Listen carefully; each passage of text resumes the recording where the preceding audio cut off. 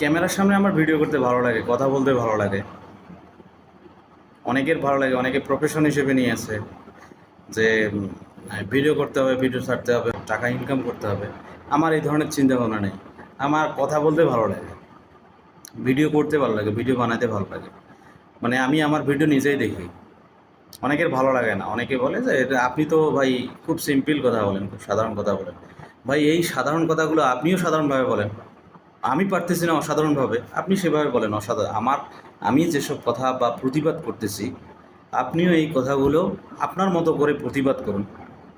আপনি তো পারেন না, এখানে অন্য কাউকে ব্লেম দিতে মানে বাঙালি শুধু কোনো কিছু পারুক না পারুক, কেউ কিছু করলে সেটা দোষ ত্রুটি হচ্ছে যে খোঁজার চেষ্টা করে। মানে এটা আমরা জন্মসূত্রে পেয়েছি, মানে বাই বর্ন এই অভ্যাসটা আছে।